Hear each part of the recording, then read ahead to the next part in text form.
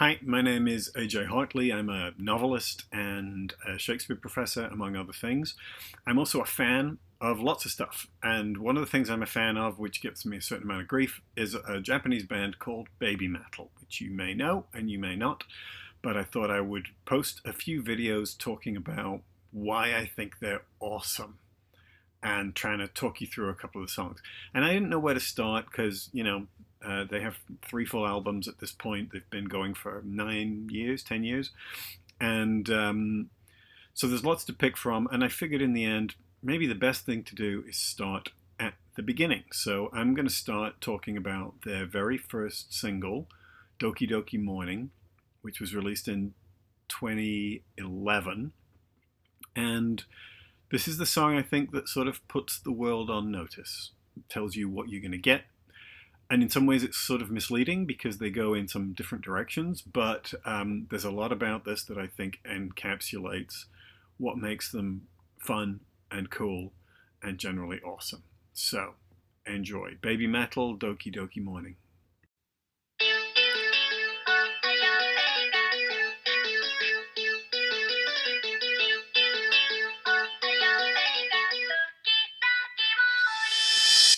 And I'm stopping it there because, I mean, look at that. Listen to it. What you have there is classic Japanese J-pop, idol band, idol music, right? It's cute, the high-pitched female vocal, the plinky-plonky early 80s electronic keyboard, the font, everything about it says, you know what this is. This is going to be cute, it's going to be light, it's going to be catchy, it's going to be joyfully innocuous. And then it does this.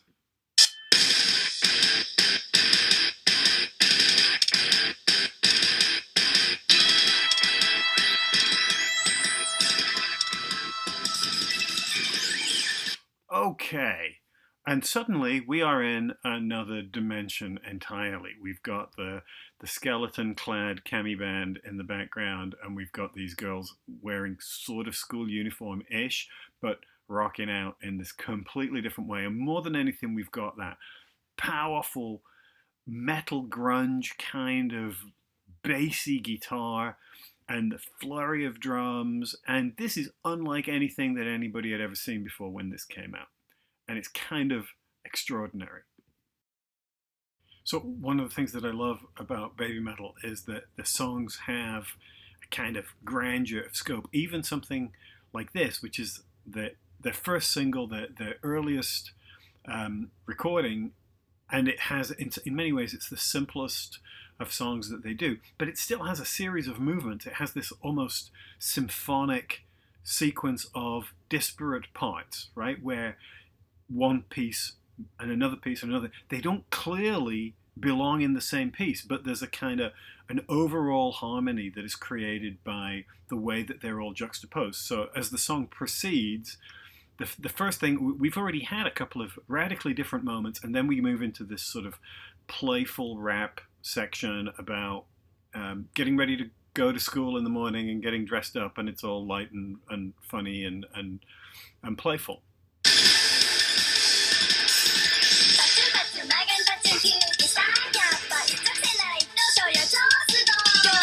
They're so young here. So this video's almost 10 years old. Oh my god. Can I just say, when you see these guys live, no matter what country they're in, I love the little clock in her eye there as she says, Ima Nanji. What time is it now, right? She's talking about getting up in the morning and facing the day. But when you see them live and you see, whether it's in Japan or in Europe or in the US, and you get to this moment in the song and you see like 1,000 or 10,000 people shout, Ima Nanji. It's so cool. It's like, this is the way the world should be.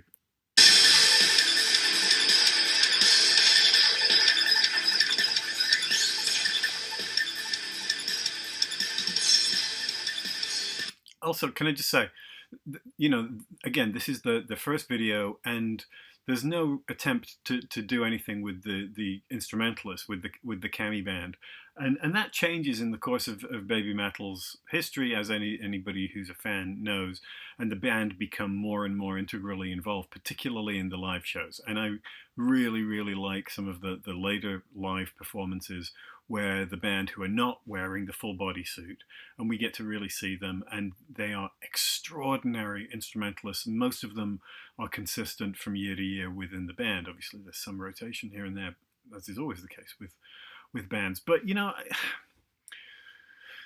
anybody who knows Baby Metal will also know that there's a lot of hate out there.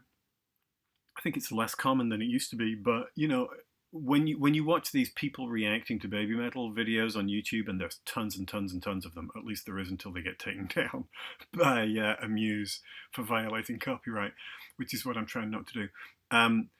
And you know, there's a trajectory to those videos where they start, and if these people have genuinely not seen the band before, there's this sort of moment early on where they're like, what the hell is this?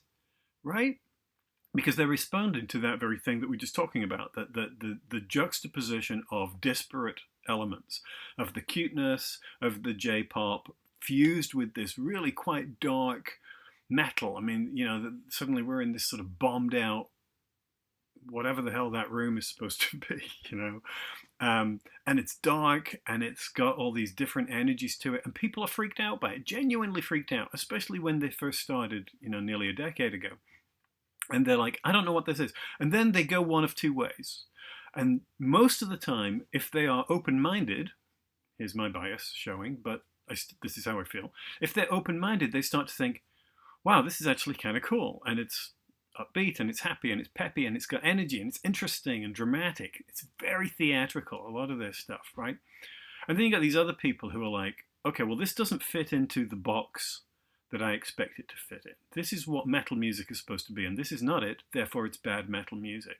And this makes my blood boil, frankly, you know. And I don't want to overstate this, but I'll also say that, you know, metal, like a lot of different areas of popular culture and music in particular, tends to be a very white male domain. And some of the sort of pushback against Baby Metal smacks to me a little bit, if not of actual, I hesitate to say racism and misogyny, though kind of, yeah. Certainly a kind of ethnocentrism and something like, I don't know, it's sort of turf protection. This is my area, and my area looks and sounds like this, and then I see this, and it's encroaching into my area, and I don't like it. And there's a sort of pushback, an attempt to discredit it on the grounds of authority, right? It's like, well, these are little girls, and they're not playing their instruments, and they're not writing their own songs, which is all true, you know. And I think there's some significant evolution. Their very first concerts, you know, they were lip syncing because they were doing what a lot of sort of, you know, child bands do. I mean, and they are literally 12, 13 years old here. That all changed radically. And now, you know, when you see them live, the vocal work is extraordinary. They put more energy into a show than anybody I've ever seen. And the instrumentalists do get foregrounded in ways that are really kind of spectacular. So the idea that they're not a real band is dumb, you know? I'm sorry, but it's dumb. And it's based on whatever standards you want to use to protect your little area of, or way of defining what you think real music is supposed to be. You know, the idea of manufactured bands goes back as long as popular music, you know.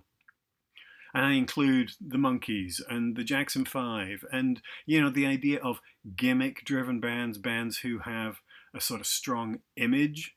You know, that's basically all of them, right? You know? The Beatles didn't come out of nowhere solely on music. A lot of it's about image, about haircuts and suits and styles, you know. Not to mention, and that even great artists like, you know, Bowie and Prince, very image conscious, very much about what they look like and feel like as they are performing, because it's part of it, right? popular music is not just about lyrics and melodies. It's about an entire package, an entire vision of the world, and that's the way it's going to be, and that's okay. So, all right, end of rant. Let's hear a little bit more.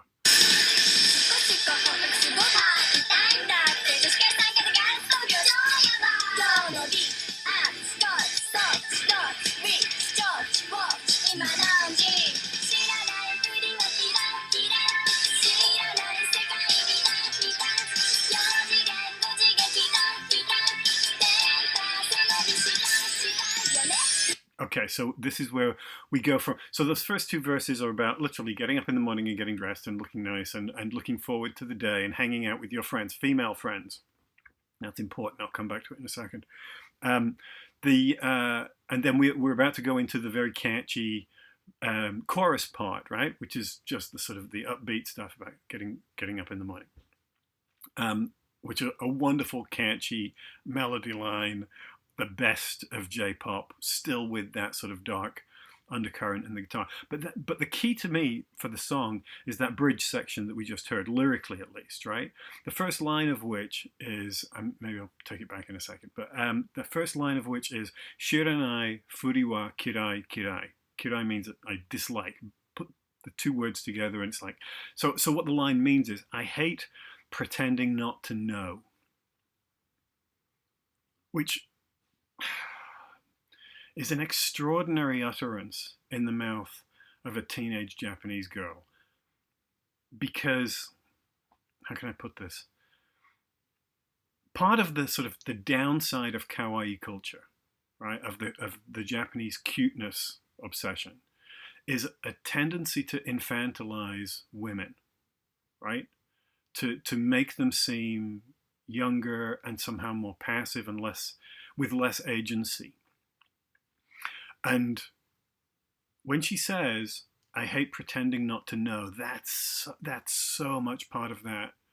And then the next lines are about, I want to see and experience the world in 4 and 5 dimensions. I want to travel. I want to sort of take control of everything. So it's an extraordinary little moment where we realize that getting up in the morning, this is not just a song about facing the day and the fun things that you're going to do. This is a profoundly aspirational song about living an entirely new life and escaping from the parameters of that environment where you feel like you're not allowed to know things, or you're not supposed to admit that you know things, you're not supposed to have opinions, you're not supposed to go out and take control of your own life. So it's this specifically gendered form of individualism which is emerging out of that more traditional pop culture.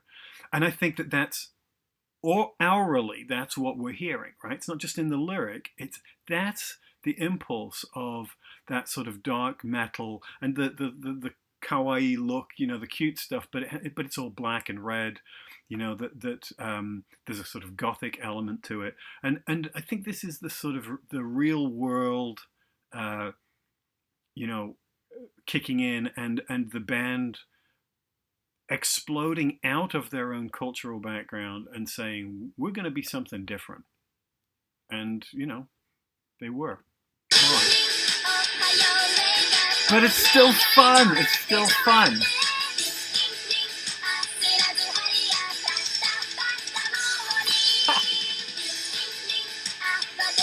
How can you not like this?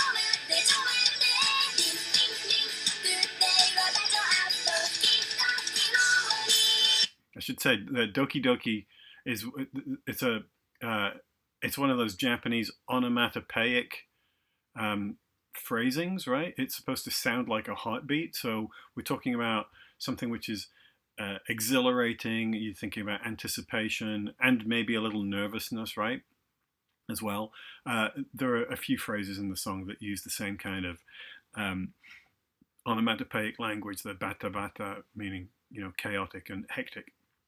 But yeah, it's this sort of, now we're sort of reaching beyond where we were, and to reinforce that sense of the darker edge, the song now goes back to that sort of more absolutely rooted instrumental chaos.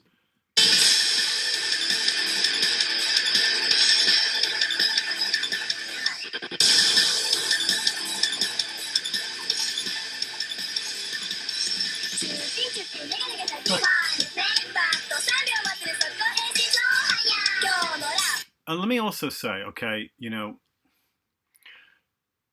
I've shown this video to a couple of people, and they're like, hmm.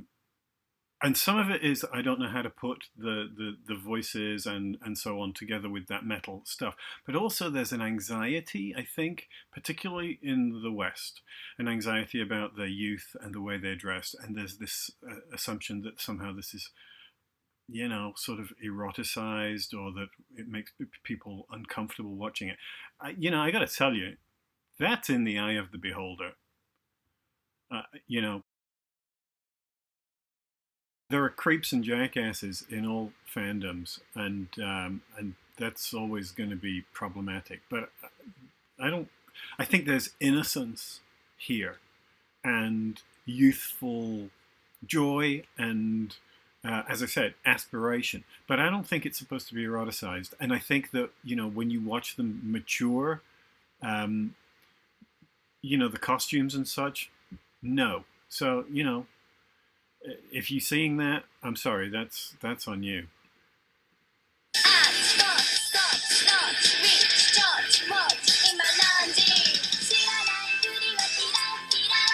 There's that line.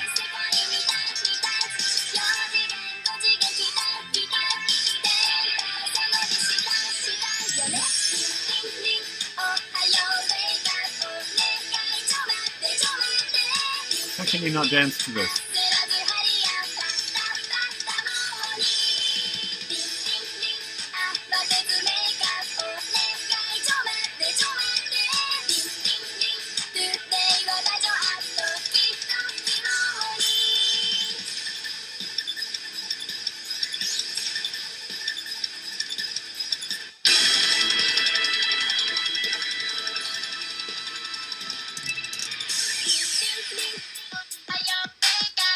I love how even the cute stuff is borderline scary, drawing on all the sort of Japanese horror movies like Grudge and The Ring, but it's still fun.